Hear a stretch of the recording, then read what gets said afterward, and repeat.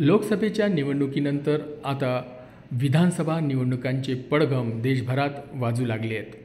देशात महाराष्ट्रासह काही राज्यांमध्ये विधानसभा निवडणुका येत्या काही काळात येऊ घातल्या आहेत.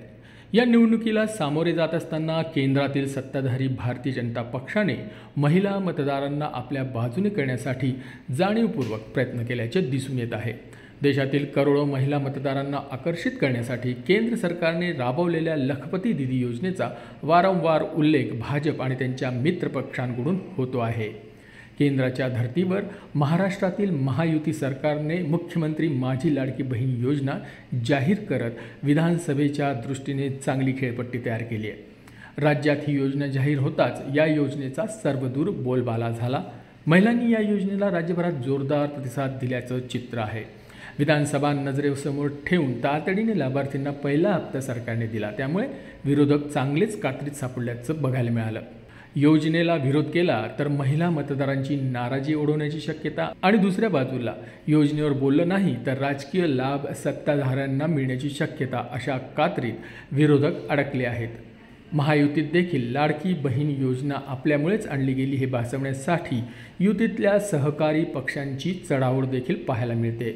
याचंच उदाहरण म्हणजे राष्ट्रवादी अजित पवार गटाने जनसन्मान यात्रेवेळी लाडकी बहीण योजनेचे बॅनर राज्यभर फिरवले, मात्र त्यात मुख्यमंत्री हा शब्द वगळला अशी नाराजी शिंदे सेनेच्या कार्यकर्त्यांतून होताना दिसली. आता या योजनेचा राजकीय लाभ मिळवण्यासाठी सत्ताधारी पक्षांनी राज्यात ठिकठिकाणी मुख्यमंत्री माझी लाडकी बहीण योजनेचे कार्यक्रम घेत महिला मतदारांना निवडणुकीत महायुतीला मतदान करण्याचे आर्जव केले. योजना पुढे सुरू ठेवायची असेल तर आम्हाला पुन्हा संधी द्या, नाहीतर विरोधक ही योजना बंद पाडतील असं सत्ताधाऱ्यांकडून सांगण्यात आलं. तर दुसऱ्या बाजूला विरोधक या योजनेला सरळ विरोध न करता निवडणुकीपुरता ही योजना आहे, नंतर ही योजना बंद होऊ शकते अशी भाषा करत योजनांचा राजकीय लाभ सत्ताधाऱ्यांना मिळू नये यासाठी प्रयत्न करत आहेत.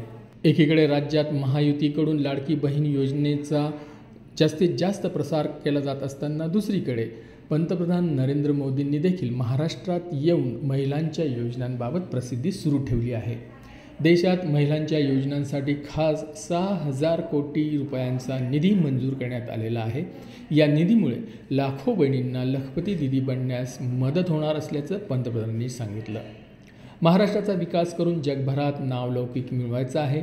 महाराष्ट्रातील बहिणी चांगलं काम करतात. तुमच्यात मी राजमाता जिजाऊ आणि सावित्रीबाई पाहतो असं नरेंद्र मोदींनी सांगितलं आणि महिला मतदारांना आपल्या बाजूने वळवण्याचा प्रयत्न केला. आता केंद्राने जाहीर केलेली लखपती दीदी योजना आणि महाराष्ट्रातील मुख्यमंत्री माझी लाडकी बहीण योजना सत्ताधाऱ्यांना किती मदत करणार? राज्यातील महिला मतदारांनी आपल्या भावांच्या ओवाळणीचा स्वीकार तर जोशात केला आहे, मात्र मतांच्या रूपात त्याची परतफेड होणार का हे येत्या काळात स्पष्ट होईल. मात्र तोपर्यंत महिला मतदारांना चुचकारण्याचे सत्ताधाऱ्यांचे आणि विरोधकांचे प्रयत्न सुरूच राहतील हे अगदी स्पष्ट आहे. यासारख्या इतरही बातम्या पाहण्यासाठी नवराष्ट्र मल्टीमीडियाला सबस्क्राईब करा. राहुल वाघ, नवराष्ट्र मल्टीमीडिया, पुणे.